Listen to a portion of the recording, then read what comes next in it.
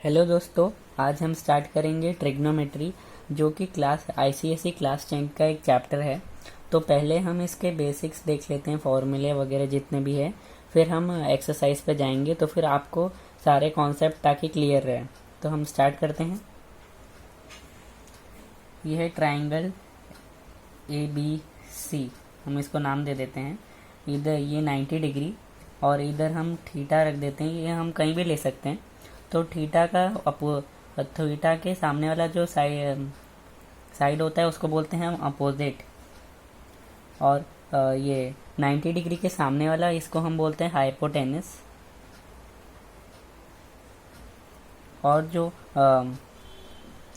BC को हम adjacent बोलते हैं। तो हम फॉर्मूले देख लेते हैं तो आपको समझ आ जाएगा। पहला है first, sine theta equals to opposite upon hypotenuse. इसको हम O अपॉन H भी लिखते हैं। फिर अभी आप देख सकते हैं, हम थीटा से देखते हैं कि अपोजिट क्या है। तो हमने अभी मार्क किया है। तो अपोजिट कौन सा है? अपोजिट AB साइड है, तो हम AB लिख देंगे। और 90 डिग्री के अपोजिट वाले को हम बोलते हैं AC। फिर सेकंड हमारा है कॉस थीटा, इसको हम बोलते हैं एडजेसेंट अपॉन हाइपोटेनस। ये भी, इसको भी हम A अपॉन H लिख सकते हैं।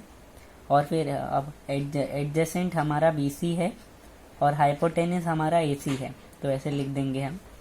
फिर हमारा तीसरा आता है टैन थीटा, इसको हम बोलेंगे इस अपोजिट अपॉन एडजेसेंट।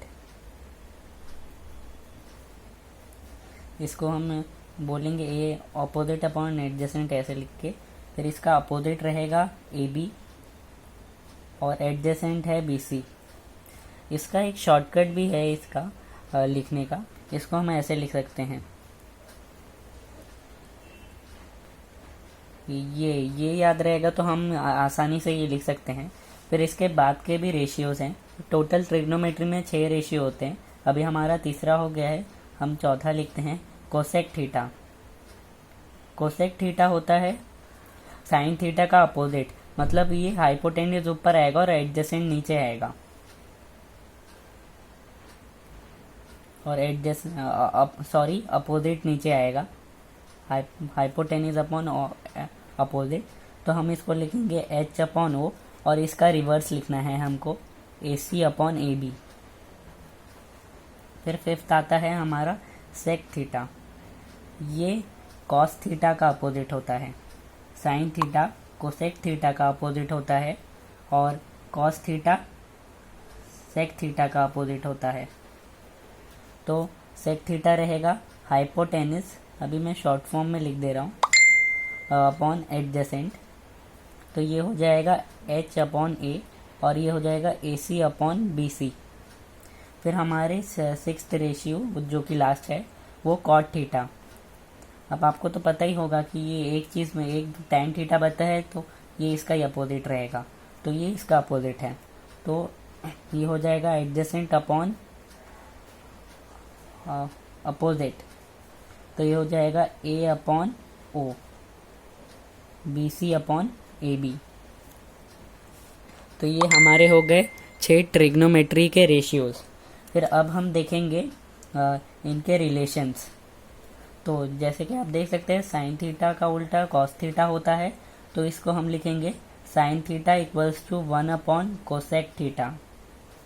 इसको हम ऐसे भी लिख सकते हैं, cosec theta equals to 1 upon sine theta, क्योंकि ये इसको हम इधर ट्रांसफ़र करेंगे तो वही आएगा। फिर अगर हम साइन थीटा को कोसेक थीटा के पास लेके जाएंगे तो मल्टीप्लाई हो जाएंगे, तो ये ऐसे रहेगा cosec sine theta into cosec theta equal to 1। ये हमारा एक फॉर्मूला है। ये सब हमें याद रहेगा तो हम अच्छे से सॉल्व कर सकते हैं। फिर आप देख सकते हैं कॉस थीटा। कॉस थीटा किसका अपोजिट था? हमने देखा था 1 अपॉन सेक थीटा का।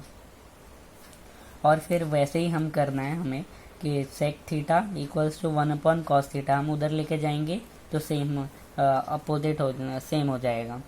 फिर हम इसको cos theta into sec theta multiply करेंगे तो ये 1 आएगा। फिर वैसे ही हमारा tan थीटा का भी है।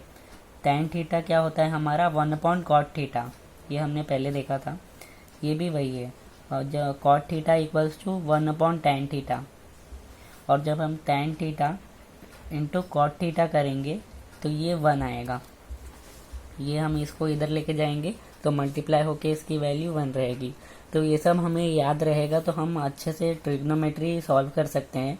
और ट्रिग्नोमेट्री बहुत ही इजी चैप्टर है, अगर हमें फॉर्मूले याद रहेंगे तो हम इसको आसानी से सॉल्व कर सकते हैं।